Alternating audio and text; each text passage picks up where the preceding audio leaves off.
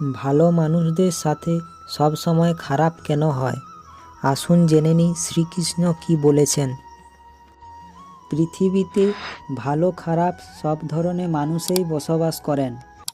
এমন অনেক মানুষই রয়েছেন যারা খারাপ কাজ করতে একটুও দ্বিধাবোধ করেন না, খারাপ কাজ করতে একটুও ভয় পান না।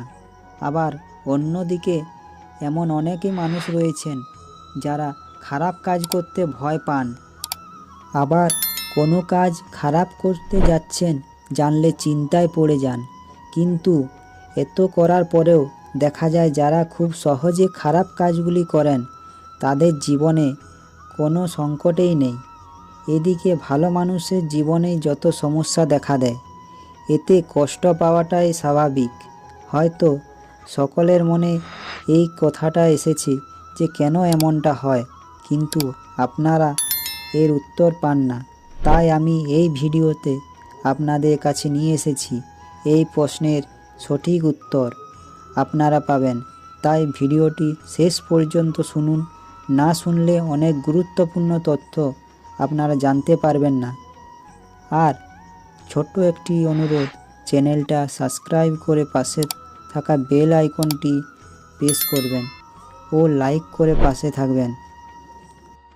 প্রায়ই আমাদের মাথায় আসে কেন সব সময় ভালো মানুষদের সঙ্গে খারাপটা হয়, কেন ভালো মানুষদের জীবনে সুখ এত পরে আসে, যেখানে খারাপ মানুষরা যারা ভুল পথে চালিত হচ্ছে তারা কম সময়ের মধ্যেই সব কিছু পেয়ে যায়।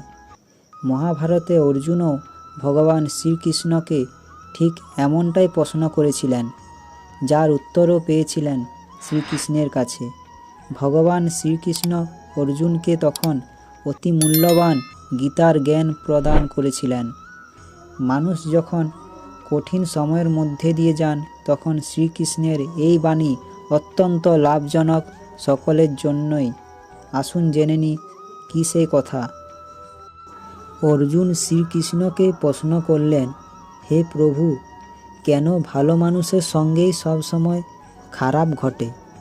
জবাবে শ্রীকৃষ্ণ বললেন যে ভালো মানুষের সঙ্গে খারাপ ঘটছে মনে হলেও আদতে তা হয় না। কারণ যে ব্যক্তিরা সদাচারী হন, সর্বদা ঈশ্বরকে ভালোবাসেন, তারা চান আগের জন্মের সমস্ত পাপ যেন তাড়াতাড়ি শেষ হয়ে যায়, সমস্ত পাপ থেকে মুক্তি পেয়ে শান্তি লাভ হয়। এটাই প্রত্যেকে চায়। কর্মফল সবাইকে ভুগতেই হয়। এমনকি দেবতারাও তাদের পাপ কর্মে শাস্তি ভোগ করেন। মানুষের কর্মের ফলে মানুষের জীবনে কষ্টরূপে আসে। যখন মানুষ তার কর্মফল ভোগ করে নেয় তখন সে মুক্তি লাভ করেন। এই কারণে ভালো মানুষদের সঙ্গে যখন খারাপ কিছু হয় তখন বুঝতে হবে তারা তাদের আগের জন্মের পাপের শাস্তি ভোগ করছেন। দ্রুতই তার থেকে মুক্তি পাবেন তারা।